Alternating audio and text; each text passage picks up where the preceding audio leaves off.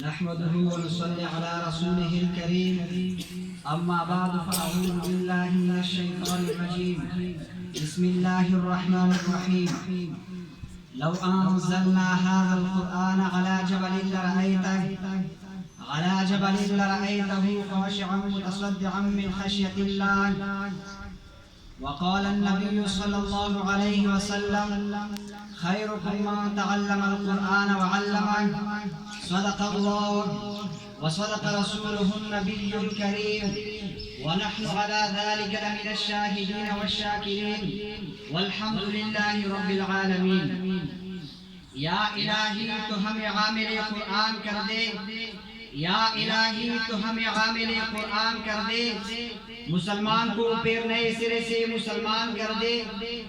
میں رہوں یا نہ رہوں مگر دعا ہے دل کی، میں رہوں یا نہ رہوں مگر دعا ہے دل کی، دین محمد رہے اور عزت قرآن رہے. محترم ججان صاحبان، اساتذہ کرام و دیگر مہمانان گرامی، آج میں آپ کے سامنے بڑا اہم اور قیمتی عنوان لے کر حاضر ہوا ہوں، جو کہ عظمت قرآن کے نام سے معنون ہے. میرے عزیز ساتھیوں، قرآن بے مثال ہے، جس پیغمبر پر اترا وہ بھی بے مثال ہے. قرآن لاجواب ہے، جس پیغمبر پر اترا وہ بھی لاجواب ہے. قرآن عظیم کلام ہے، جس پیغمبر پر اترا وہ بھی عظیم ہستی ہے. قرآن وہ کتاب ہے کہ جس کی تلاوت کرنے پر ثواب ہے. قرآن وہ کتاب ہے کہ جس میں فکر و تدبر کرنے پر ثواب ہے. قرآن وہ کتاب ہے کہ جس کو دیکھنے پر ثواب ہے. قرآن وہ کتاب ہے کہ جس پر عمل کرنے میں ثواب ہے. مسلمان بھائیوں، یہاں تک کہ صرف ایک حرف کی تلاوت بغیر معنی سمجھے 10 نیکیوں کا ثواب ہے. قرآن عظیم ہے، عظمتوں اور برکتوں والی کتاب ہے، اور یہ کہ اللہ رب العالمین کا کلام ہے.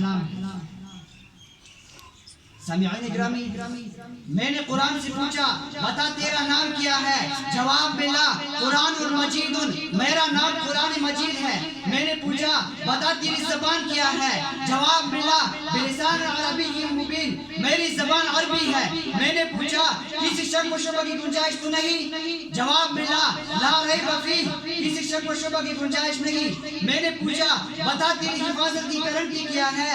جواب ملا انا نحن نزلنا الذکر وانا لہ لحافظون، میری حفاظت کا ذمہ خود خالق کائنات نے لیا ہے. میں نے پوچھا تو کس مہینے میں آیا؟